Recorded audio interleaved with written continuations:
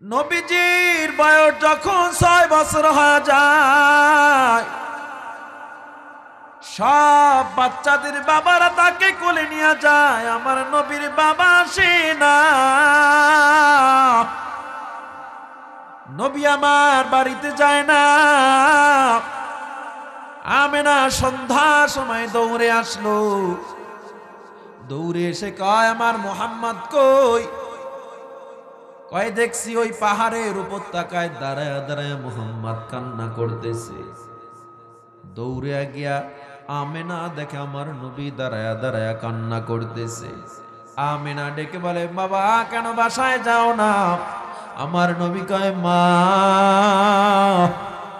ও মা, সবার বাবারা তারে কোলে নিয়ে গেছে, আমার বাবা এখনো কেন আসে না?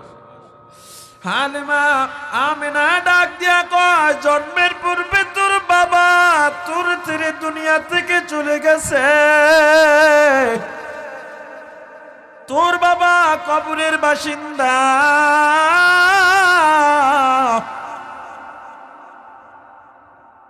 আমার নবী কয়, বাবার কবর দেখবো।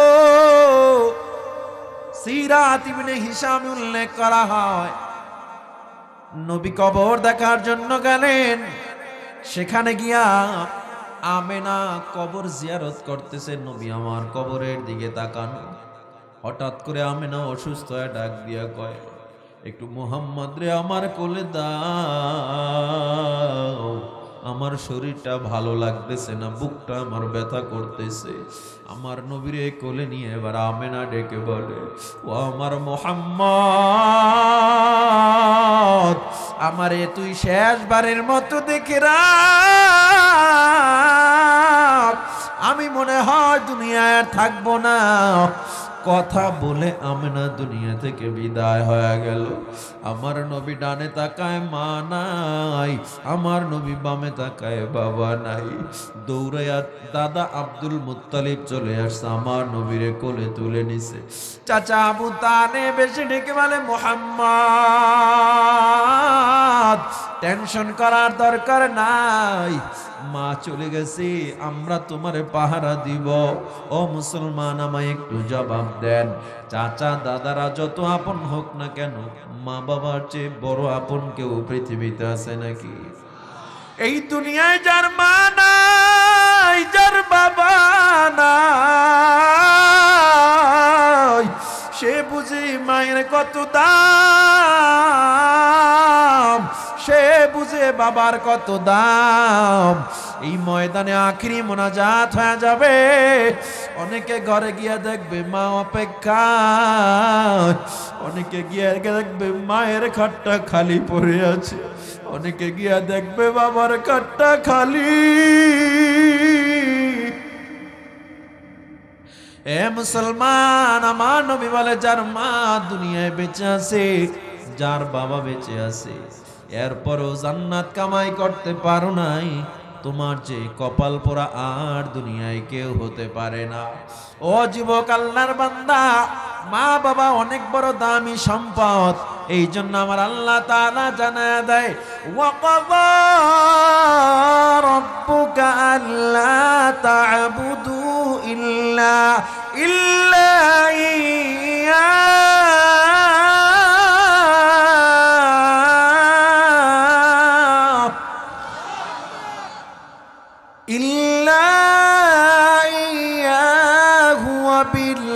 وبالوالدين إحسانا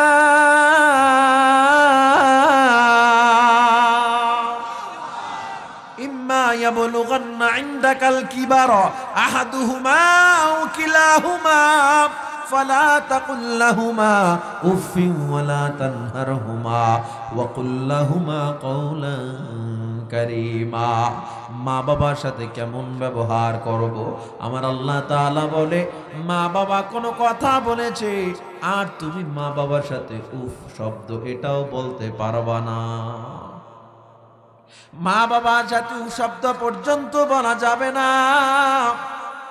সহিহ বুখারীর হাদিস, একজন আগন্তুক নবীর দরবারে এসে বলে, পয়গম্বর জাআ রাজুলুন ইলা রাসূলিল্লাহি সাল্লাল্লাহু আলাইহি ওয়াসাল্লাম মান আহাক্কু বিহুসনিন সাহাবাতি, ও নবী, মা বাবার মধ্যে আমি কাকে বেশি স্নেহ, বেশি আদর করব, সম্মান করব, ভালো ব্যবহার করব?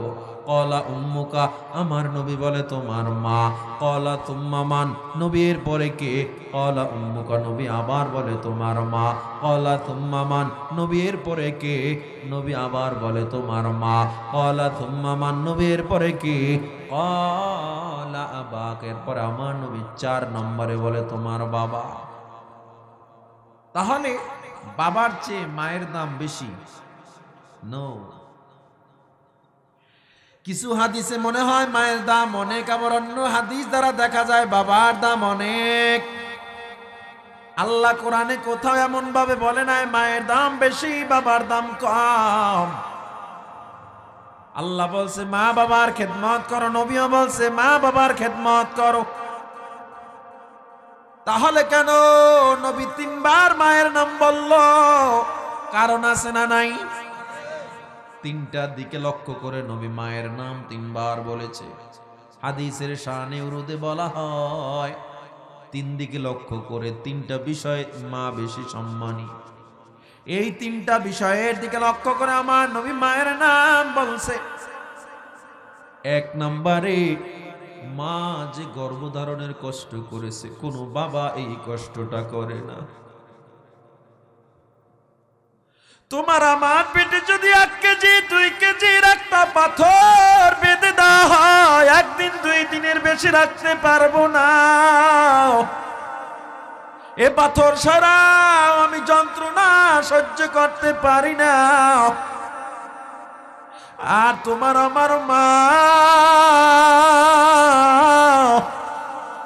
10 মাস পর্যন্ত 3 কেজি 3.5 কেজি 4.5 কেজির বাচ্চাটারে গর্ভে ধরে রাখলো। তুমি আমি সব ঘরের মানুষ রাত্রে ঘুমায় গেছে, মা ঘুমাইতে পারে না। মা ডান পাশে শুয়ে ব্যথা পরে, আবার বাম পাশে শুয়ে আবার ব্যথা করে দাঁড়ায়া যায়। গোটা ঘরের সবাই ঘুমায় যায়, মা ঘুমায় না, ঘরের মাথায় হাঁটে আর ওই মাথায় হাঁটে। আমার নবী এই জন্য গর্ভধারণের কষ্ট মা সহ্য করে। এদিকে তাকায় নবী 1ম নম্বরে মায়ের নাম বলেছে। আবার তাহলে নবী 2য় নম্বরে কেন মায়ের নাম বলল? লেবার পেইন, জন্মের সময় যে একটা কষ্ট, এই কষ্ট যা মা সহ্য করে পৃথিবীর কোনো পুরুষ, পৃথিবীর কোনো বাবা সহ্য করে না। চিকিৎসা বিজ্ঞান বলে কোন মানুষের ব্যথা যদি 40 ইউনিট হয়, ওই মানুষ দুনিয়ার জমিনে আর বাঁচতে পারে না।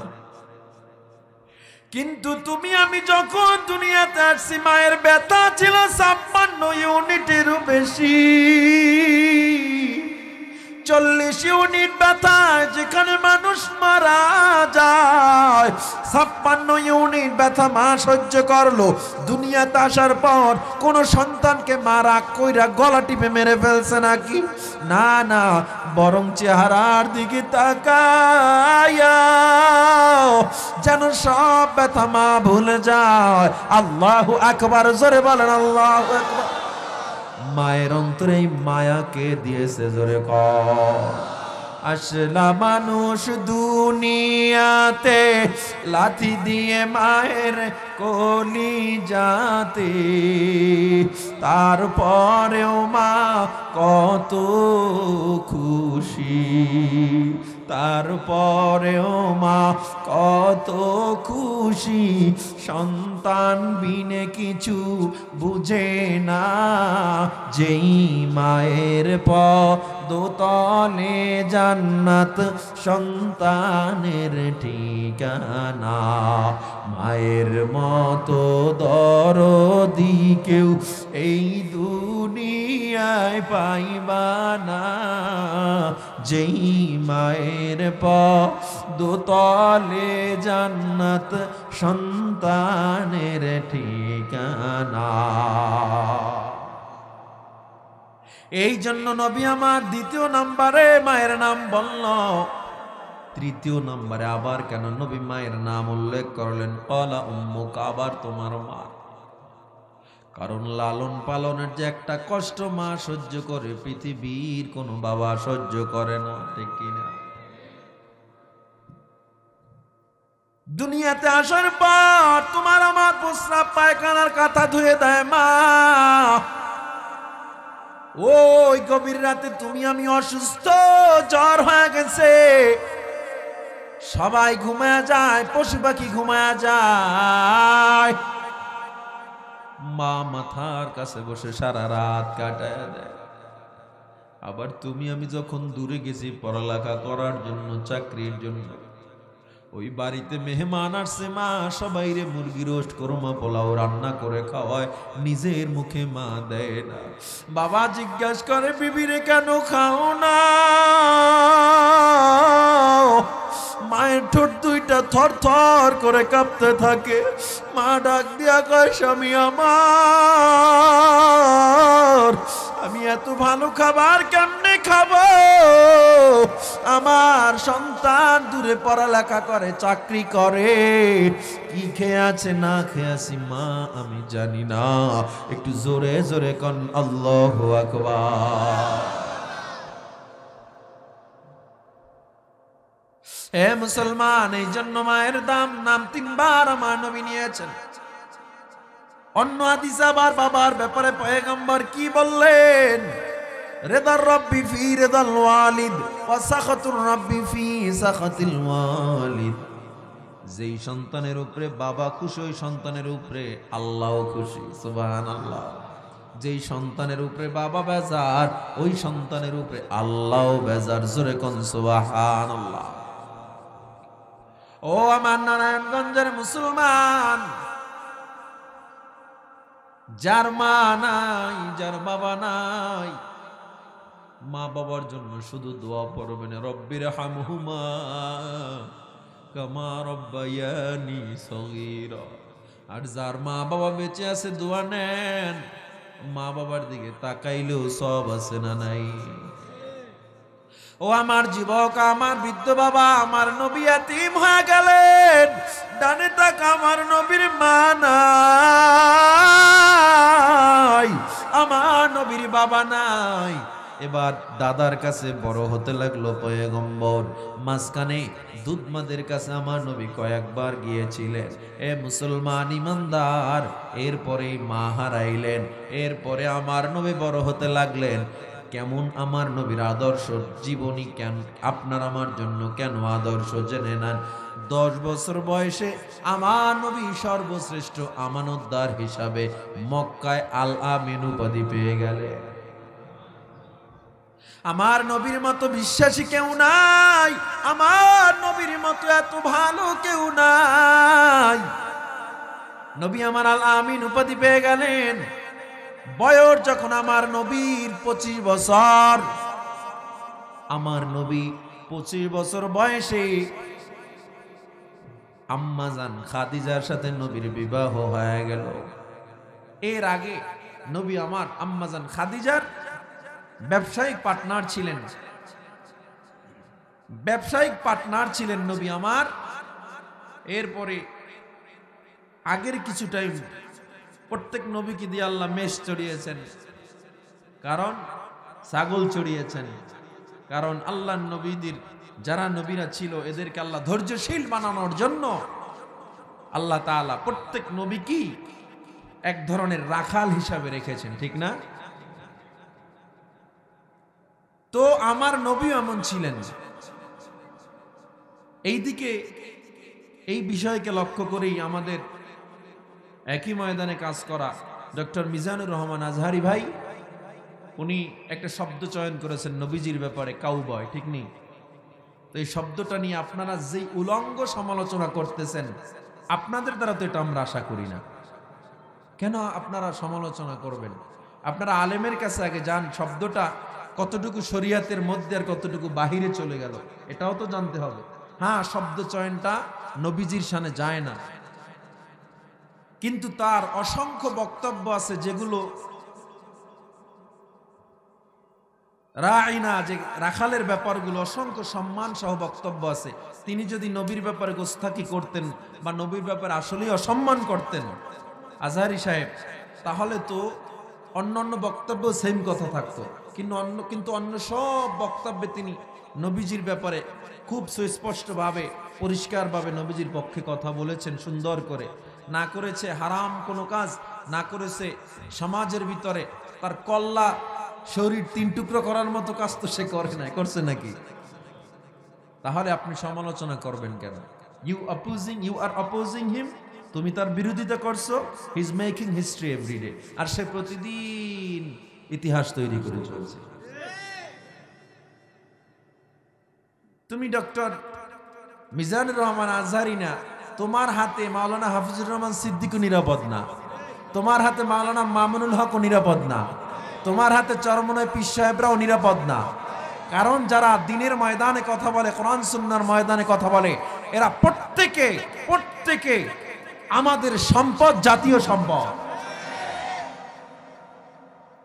দে অল আওয়ার ন্যাশনাল ট্রেজার, তারা প্রত্যেকে আমাদের জাতীয় সম্পদ।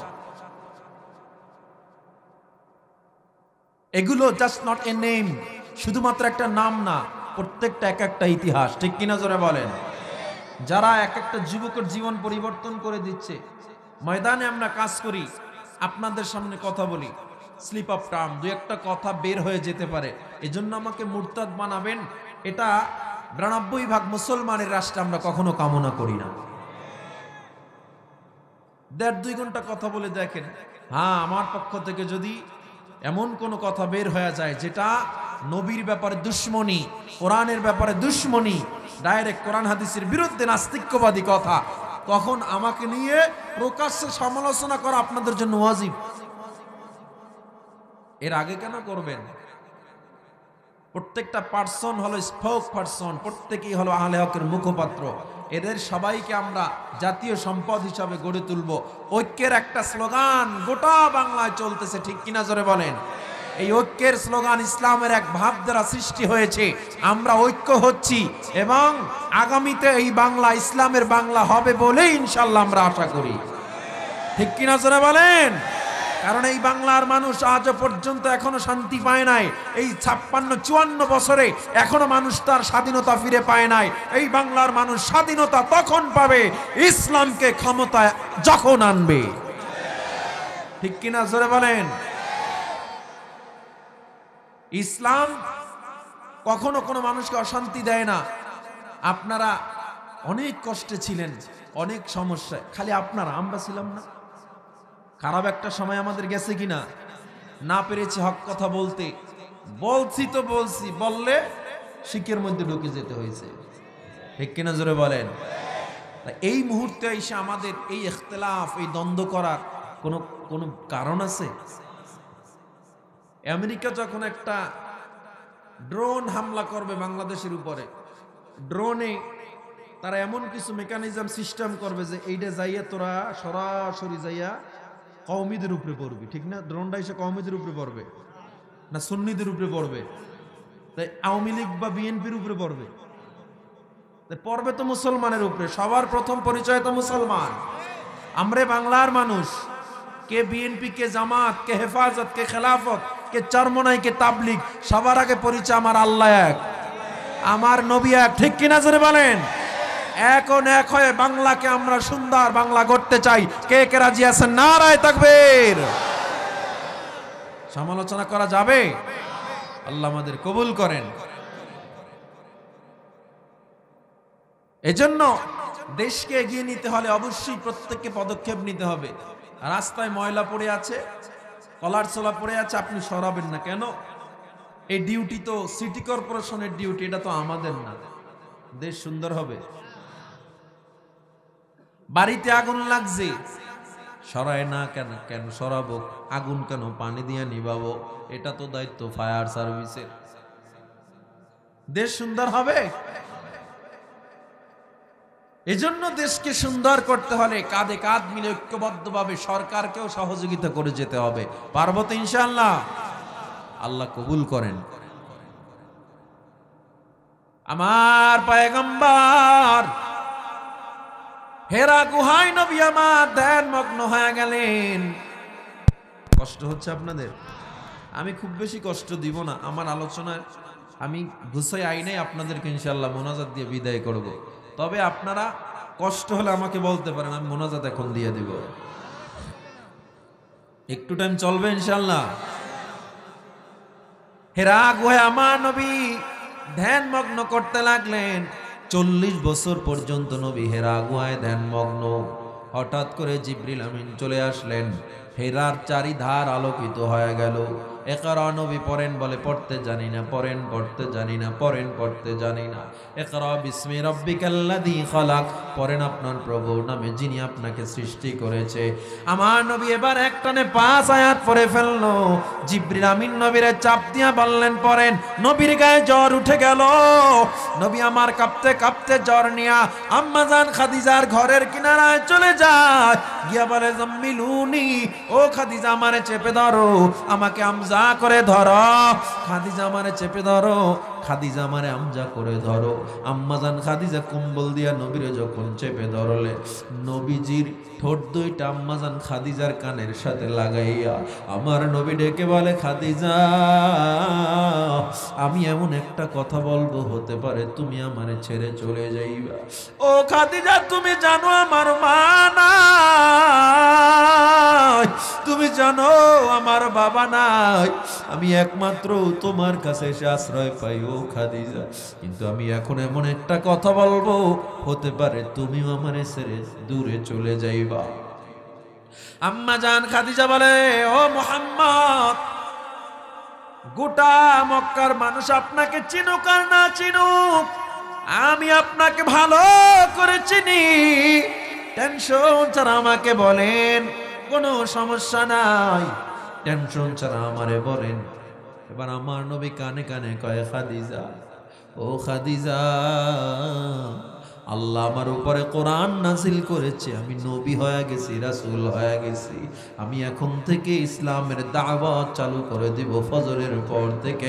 জোরে জোরে কোন সুবহানাল্লাহ।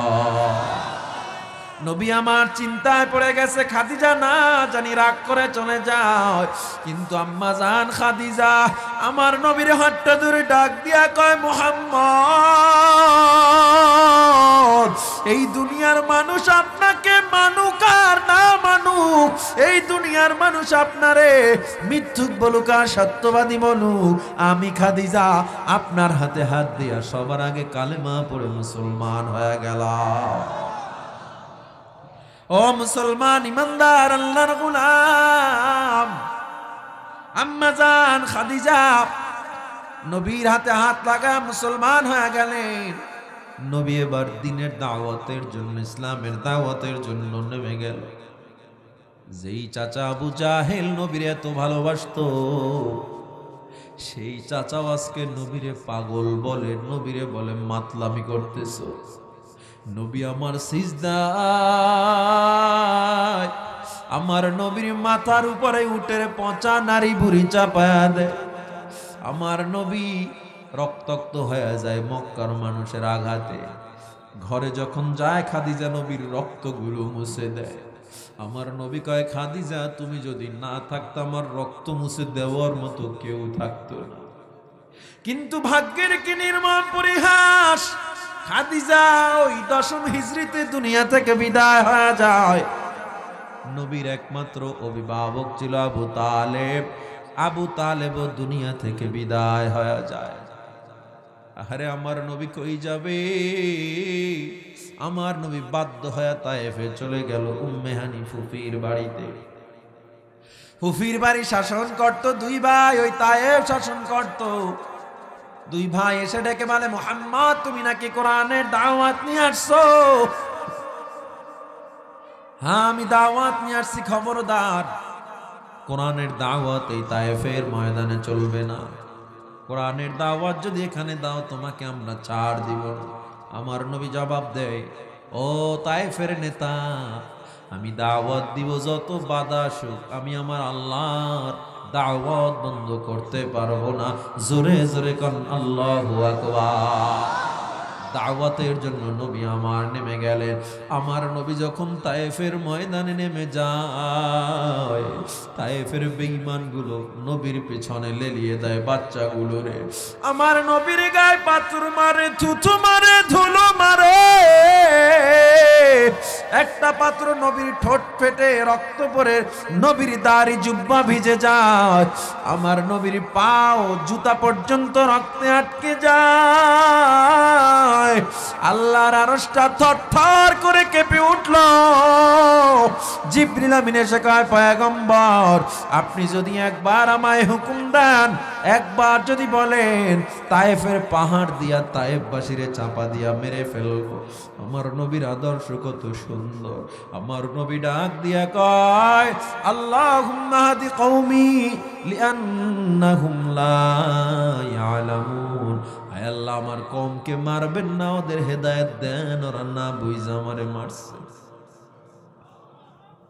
আমার নবীরে বেঈমানরা মারে, রক্তাক্ত করে, আর আমার নবী কয় আমি ক্ষমা করে দিলাম। কেমন নবী পাইছো রে যুবক, কেমন মায়া নবী পাইছো, একটু চিন্তা করে দেখো। আমার নবীর এত কষ্ট করার কোনো প্রয়োজন ছিল না। আমার নবী আল্লাহরে বলতো, আল্লাহ আমার ধন দৌলত দাও, আল্লাহ দুনিয়ার সবচেয়ে দামি সম্পদ তারে দিত। কিন্তু আমার আল্লাহ নবী চায় না, কষ্ট করে দাওয়াত দিয়েছে, না খেয়ে রইছে। আমার নবী বুঝায় গেছে রে মানুষ, দেখ দেখ, ইসলামের কথা বললে বাধা আসবে, ইসলামের কথা বললে আঘাত আসবে, এরপরেও দাওয়াত বন্ধ করা যাবে না।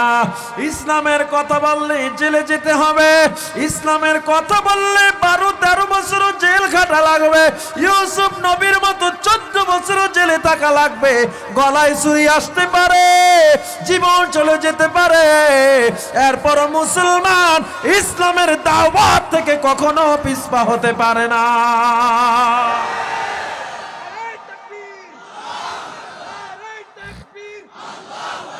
এ মুসলমান ইমানদার, আজ ওলামায়ে কেরাম নবীর ওয়ারিস, আমাদেরকে আমার নবী ওয়ারিস বানায় গেলেন। আমরাও নবীর কথা বলি, এত আমাদের উপরে বাধা, এত ঝড় ঝাপটা। অনেকে মনে হয় হুজুরদেরকে চোখের আল মনে করে, হুজুর দেখলেই মেজাজ গরম হয়ে যায়। টকশোতে বইয়া হুজুর বিরোধী কথা, টকশোতে বইয়া মাদ্রাসা বিরোধী কথা। এত মাদ্রাসার কি দরকার, এত কোরআনের হাফেজের কি দরকার, এত কিসের দরকার? আমি বলি, তোমার এত দরকার কিসের? তোমার এত দরকার কি? হুজুররা তার চোখের আল। এরকম লোক নাই নারায়ণগঞ্জে? হুজুর দেখলে এক দলের শুধু মেজাজ গরম, দেখতেই পারে না, দেখতেই পারে না। অথচ তোমার উচিত ছিল, তুমি জান্নাত যদি পেতে চাও, নবীর সুন্নতের পাবন্দি আদর্শ দরকার আছে না নাই? আর নবীর সুন্নত মানতে গেলে তোমার হুজুর হওয়া লাগবে। তাই হুজুর মানে কি? মাওলানা মুফতি হওয়া, এটাই হুজুর। মাদ্রাসায় পড়ে কোনো লাভ নাই, কোরআন শিখে কোনো লাভ নাই। কেন?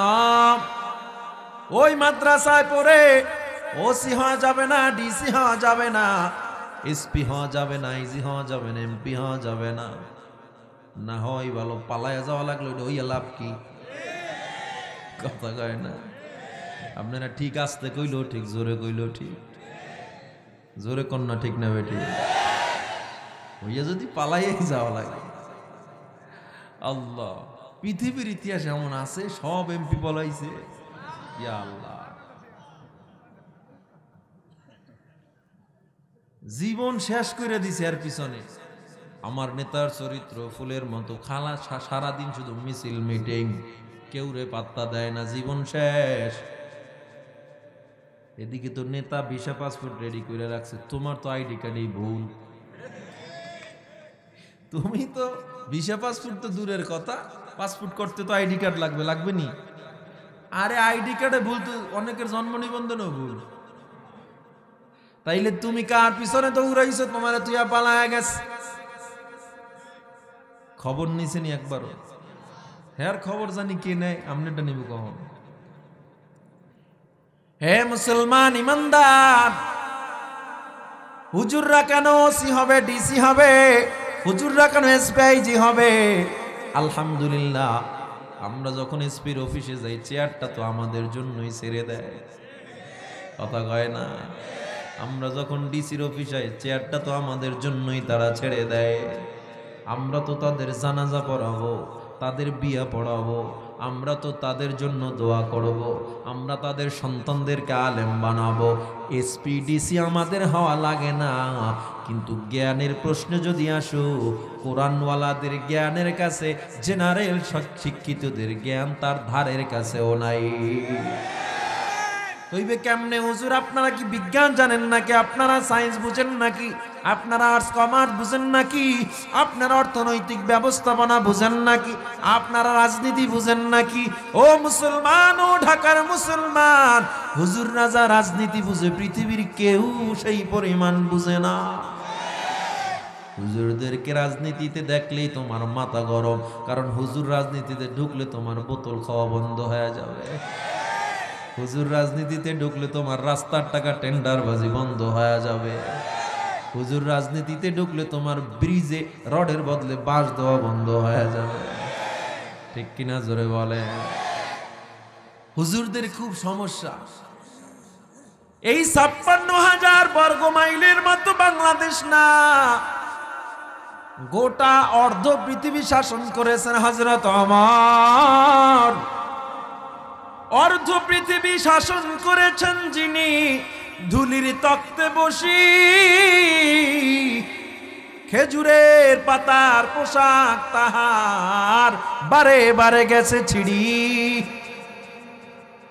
বলেছেন হযরত রাসূল, শেষ পয়গম্বর, আমার পরে যদি কেউ নবী হতো, হতো আমার সাহাবী ওমর। এই বাদশাহ সুলতান সুলেমান মুসলমান শাসক ছিলেন, হুজুর শাসক ছিলেন। অটোমান সাম্রাজ্য ৩৫০ বছর শাসন করেছে। ইতিহাস পড়ে দেখো, হুজুরদের শাসন আমল পড়ে দেখো। এ মুসলমান, বাদশাহ জুলকারনাইন, বাদশাহ শাহ সুলতান, এত ইতিহাস, হাজার কোটি কোটি ইতিহাস পড়ে দেখো। আমাদের সময় মানুষ কেমন ইনসাফ পেয়েছে।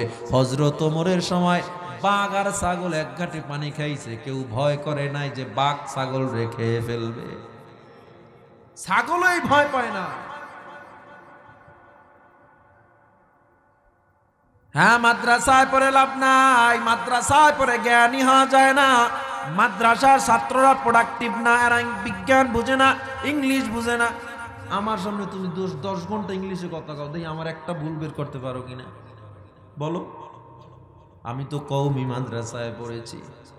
আলহামদুলিল্লাহ, আমাদের কওমি মাদ্রাসাগুলোতে এখন ইংলিশ, অঙ্ক, ভূগোল, সামাজিক বিজ্ঞান, রাষ্ট্রবিজ্ঞান সহ সব ধরনের শিক্ষার সমন্বয়, সব ধরনের শিক্ষা আছে না নাই? আপনাদের এই তাহফিজুল কোরআন মাহমুদিয়া মাদ্রাসা আছে না নাই? আছে না নাই? হে মুসলমান ইমানদার, আর বিজ্ঞানের কথা যদি বলো, কোরআনের চেয়ে বড় তথ্যের কোনো বই পৃথিবীতে নাই। যত জ্ঞানের ফ্যাক্টরি হলো কোরআন। বিজ্ঞান যেগুলো ১৫০-২০০ বছর আগে আবিষ্কার করেছে আমার আল্লাহ, সেগুলো কোরআনে ১৫০০ বছর আগে আবিষ্কার করে রেখে দিয়েছে। আসমান আল্লাহ একটা বড় কূপ বানাইছেন, কালো ব্ল্যাক হোল, বিজ্ঞানীদের ভাষায় যেটা ব্ল্যাক হোল। এত বড় গর্ত, কত বড়? আপনাদের ফতুল্লার মতো বড়। কত বড় বলে? এই বাংলাদেশের মতো ২৫টা রাষ্ট্র ভারতের পেটে ঢুকে যাবে। ভারত কত বড়? তাইলে ওই গর্তটা ভারতের মতো কয় না, তাই ভারত আবার রাশিয়ার পেটে ঢুকে যাবে, গর্তটা রাশিয়ার মতো কয় না, তাইলে পুরো পৃথিবীর মতো গর্তটা কয় না। ওই যে আল্লাহ তাআলা মহাকাশে গর্তটা বানাইছে, পৃথিবীর মতো কয় না।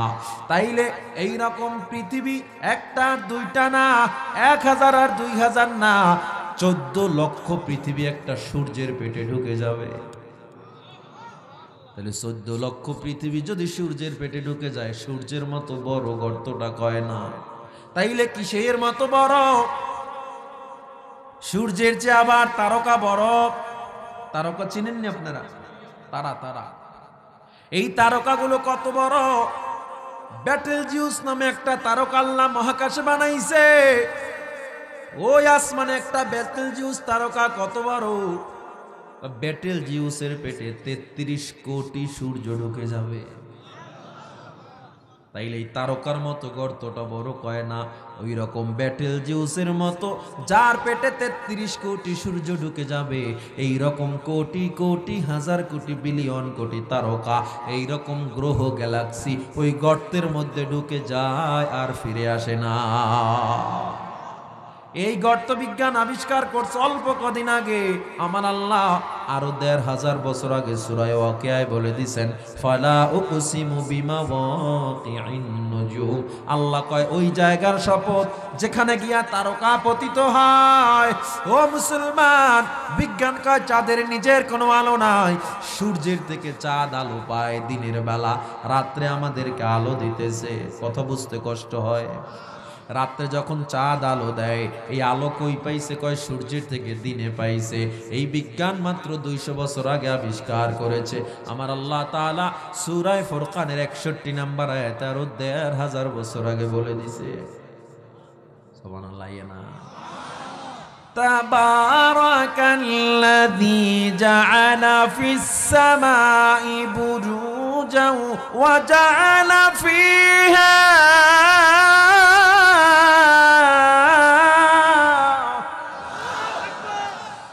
وجعل فيها سراجا وقمرا منيرا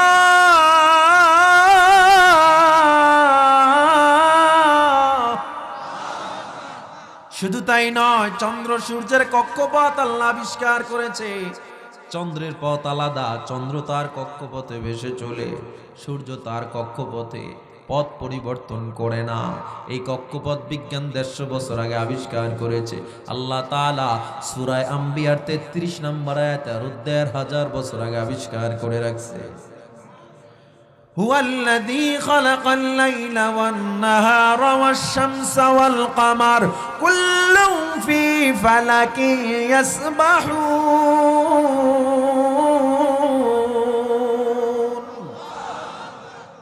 এরকম যদি সারা রাত শুধু বিজ্ঞানের আলোচনা করি শেষ হবে না। পিঁপড়াবিদ্যা বিজ্ঞান আবিষ্কার করেছে 89 বছর আগে।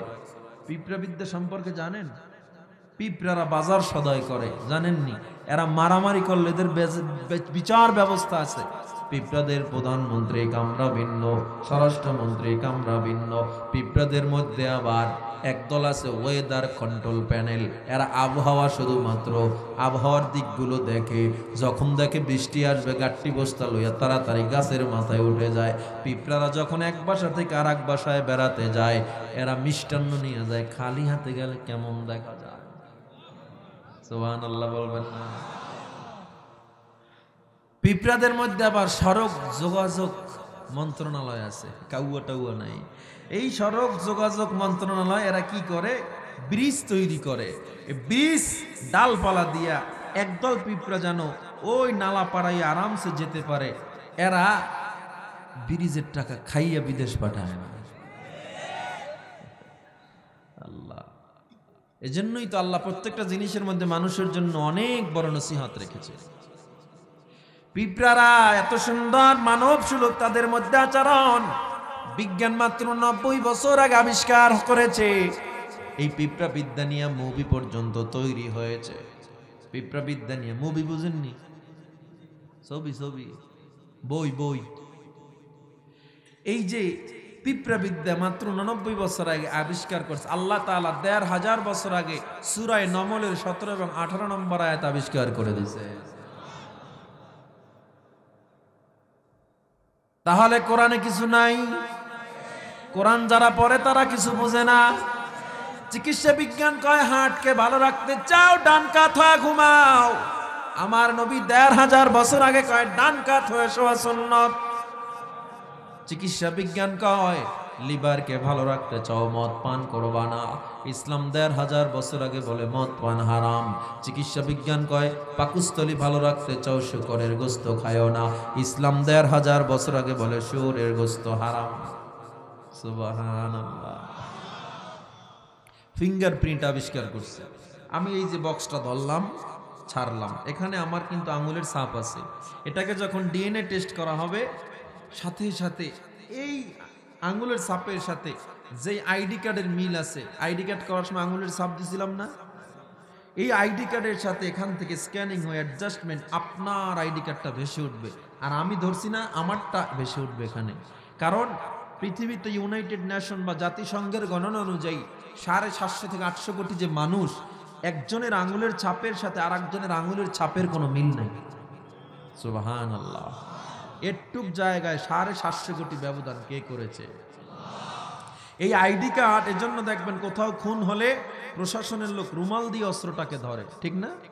কারণ ওইটাকে আসামি শনাক্ত করতে, খুনিকে শনাক্ত করতে তারা যখন ডিএনএ টেস্ট করবে ল্যাবে নিয়ে, সাথে সাথে এটা বের হয়ে যাবে কে খুন করছে। বিজ্ঞান আবিষ্কার করছে 88 বছর আগে। আল্লাহ সূরা কিয়ামায় 1500 বছর আগে বলে দিয়েছে। লোহার ব্যাপারে, লোহা কত বড় শক্ত ধাতু, এত বলার আমার সময় নাই বাজান। আমি শুধু এতটুকু কথা বলে যাই, যারা বলে কোরআন শিখে কোনো লাভ নাই, আমি বলবো তোমার মতো কপাল পোড়া দুনিয়ায় কেউ নাই। কোরআন শেখার প্রয়োজন আছে না নাই? হাদিস শেখার প্রয়োজন আছে না নাই? ওই টাকলা একটা ছিল মুরাদ, মনে আছে নি? এখন তো নাই। এখন কইলে আবার ওই দুর্বলটারে মারো কয় লড়ে কায়, এখন তো নাই। এডির কথা কই লাভ নেই, যখন ছিল তখনও বলছি, এজন্য আবার বলতেছি। এরাই বলছিল যে মাদ্রাসা দিয়ে কোনো লাভ নাই, এই মাদ্রাসা দিয়ে শুধুমাত্র ওই টকশোতাইয়া বলে, এই টাকলা ফাকলা গুলো তো নাই, থাকলে বেশি ভালো হইতো। দেশে নাই, আছে? খবর পাইলো কেমন, আগে গেল কেমনে? তো কিছু মানুষকে তো আমরা বুঝাই দিনের পথে আনতে পারতাম, সুযোগ তো ছিল, ঠিক না? গেল কই? একটা ভিডিও বাইরে হয় না ফেসবুকে যে অমুক দেশে আছে। আল্লাহ, এই টাকলা মুরাদ বলেছিল কত অহংকার, কত দম্ভ। আল্লাহ মাফ করুক, আমি কখনো নাম নিয়ে কাউকে কথা বলি না, কিন্তু উনি যেহেতু কোরআন বিরোধী কথা বলছে, আমি বলছিলাম না যদি কোরআন হাদিস বিরোধী, নবী বিরোধী কেউ কথা বলে তার নাম ধরে বলা ওয়াজিব। এই লোক বলেছিল মাদ্রাসায় পড়ে কোনো লাভ নাই, মাদ্রাসার মানুষ কেউ প্রোডাক্টিভ হতে পারে না। আর একটা আছে জারুদার, নিজুম জারুদার, চিনছেন নি? আরে চিনেন না? নিজুম মজুমদার কি হারপিক মজুমদার, এই লোক তো দেশে নাই, আসেনি? এই লোক আইসে বলে মাদ্রাসায় সবচেয়ে দুর্বল পোলাডারে দেয়, যেই ঘরে সবচেয়ে দুষ্ট সন্তান এইটারে নাকি মাদ্রাসায় দেয়। তাইলে আমরা যারা মাদ্রাসায় পড়ছি, মিজানুর মাজার হিসাব সবচেয়ে দুষ্ট পোলা, হাফিজুর রহমান সিদ্দিক ঘরে সবচেয়ে দুষ্ট পোলা, ঠিক না? মাহফুজুর রহমান জাবের সবচেয়ে দুষ্ট পোলা, এই জন্য মাদ্রাসায় দিছে। তবে চ্যালেঞ্জ দিয়া বলতে পারি, আমরা যদি ডক্টর আর ইঞ্জিনিয়ারিং নিয়ে পড়তাম, আমাদের সামনে কেউ দাঁড়াতে পারতো না, ঠিক না? কারণ সেখানেও তো মেহনত করে পড়তাম, আমরা সে জায়গায় সাকসেস থাকতাম। এরকম একটা রিওমার সমাজে আছে, ঘরের দুষ্ট আর সবচেয়ে গরিব ফ্যামিলির সন্তানটা মাদ্রাসায় দেয়। ঢাকায় এমন মাদ্রাসার অভাব নাই যে 40,000 টাকা ভর্তি ফি নাইলে ভর্তি নেয় না, আছে না? নাই। এই বাংলায় তোমরা তো কত গর্ব করো, টাইগার বাহিনীর নিয়ে খালি গর্ব করে। পত্রিকার পাতা খুললে দেখো টাইগাররা ডিম লইয়া বিদেশ থেকে ফিরছে, ঠিক না? বিশ্বকাপ তো দূরের কথা, একটা চায়ের কাপ আনতে পারে নাই। এদের পিছনে এত টাকা ঢালছো, এদের পিছনে তোমার এত ইনভেস্টমেন্ট, ঘর বাড়ির অভাব নাই, একটা 4 ছক্কা মেরে গোটা গরম দুনিয়া, কিন্তু বছর যায় একটা রাষ্ট্রে হারাইতে পারে না। হারাইলেও ছোটখাটো রাষ্ট্রে হারাইলে মিডিয়া গরম হয়ে যায়।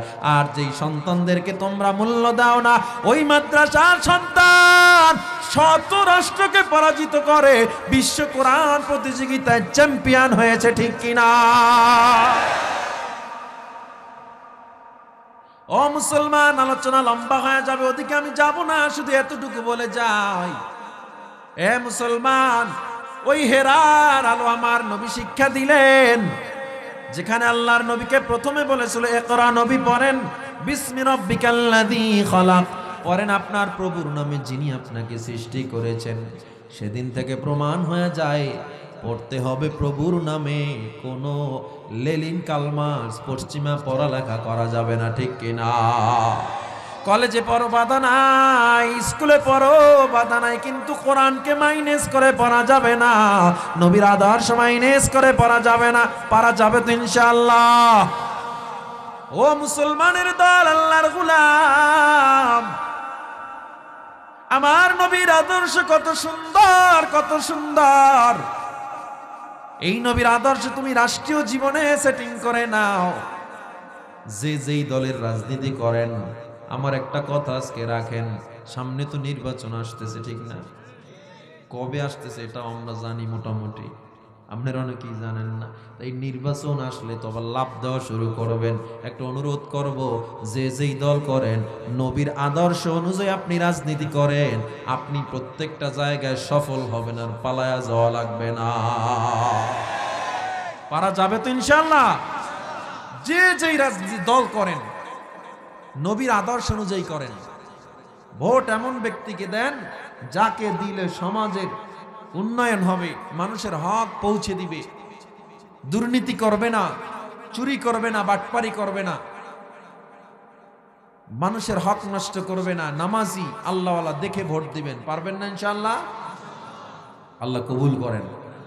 কারণ আমি যদি এগুলো নিয়ে আপনাদেরকে সতর্ক না করি, কে করবে? আলেমরাই যদি না করে, কে করবে? হে মুসলমান ইমানদার, এ দেশ আমার, সুন্দর করার দায়িত্ব আমার, তবে নবীর আদর্শকে মাইনাস করে কখনো করা যাবে না, ঠিক কিনা? জোরে বলে। আমার নবীজি এবার হেরার গুহার থেকে যখন এসে তায়েফে আবার গেলেন, দাওয়াত দিলেন, কত বাধা। নবী বাধার সম্মুখীন হইলেন, নবীর আঘাত করা হইল। এই বাংলায় কত উলামা ইকরামকে আঘাত করা হইল। আল্লামা সাইদির মতো মানুষকে 12-13 বছর জেলে পচায়া মারল, ঠিক কিনা? জোরে বলে। কত আলেম জেলের মধ্যে সময় কাটায়। ওই বরিশাল সিটি নির্বাচনের সময় আমি নিজে ময়দানে ছিলাম। মুফতি সৈয়দ মোহাম্মদ ফয়জুল করিম, বাবার সন্তান ছিল ফজলুল করিম রহমতুল্লাহ আলাইহির সন্তান। তারা যদি শুধু পীরগিরি করত, পেট পূজারি করত, কেউ তাদেরকে আর বাধা দিত না। আরামের জিন্দেগি তারা লালন পালন করতে পারত, কেউ তাদেরকে বাধা দিত না, জীবনের রিস্ক থাকতো না। অথচ সেদিন আমি চেহারার দিকে তাকায় চোখ থেকে পানি পড়েছিল, আর বলতেছিলাম, আরে এত আরামের জিন্দেগি চাইরা আজকে ময়দানে নেমেছেন ইসলামের জন্য। আজকে আঘাতে, বেঈমানের আঘাতে আপনার ঠোঁট ফেটে রক্ত পড়তেছে, দেখে বড় কষ্ট লেগে গিয়েছিল। এ মুসলমান, আলেমরা কখনো ঘরে বসে থাকতে পারে না। যারা হক্কানি আলেম, যারা হক্কানি পীর, এরা দেশের জন্য কাজ করবে। যারা খানকায়ও কাজ করবে, ময়দানেও কাজ করবে, এরাই এদেশের সম্পদ, এরাই আহলে হক, এদের দ্বারাই ইসলামের পতাকা উড়বে, ঠিক কিনা?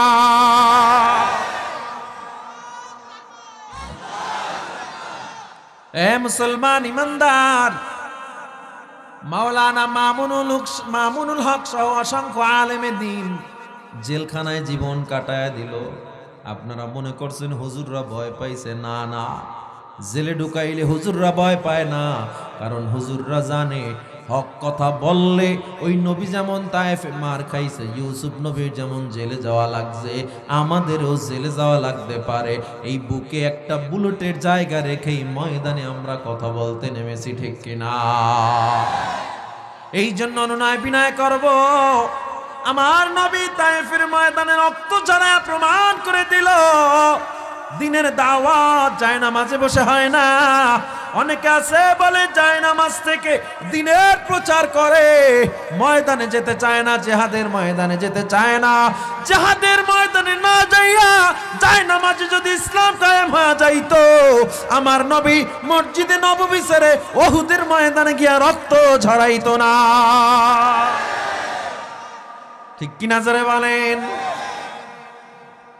ওই ঘরের কোণে বসে মরার দাম তো নেই কোনো, খানকা ছেড়ে বাইরে এসো বাতিলকে আঘাত হানো। ওই ঘরের কোণে বসে মরার দাম তো নেই কোনো, খানকা ছেড়ে বাইরে এসো বাতিলকে আঘাত হানো। ঠিক কিনা? ময়দানেতে লড়াই করে, ময়দানেতে লড়াই করে শহীদি খেতাবটা নাও, যদি জীবনটা বিলাতে চাও, যদি রক্ত ঝরাতে চাও। দিনের পথে খোদার রাহে, দিনের পথে খোদার রাহে জীবনকে বিলিয়ে দাও, যদি জীবনটা বিলাতে চাও, যদি রক্ত ঝরাতে চাও। বলেন আমিন।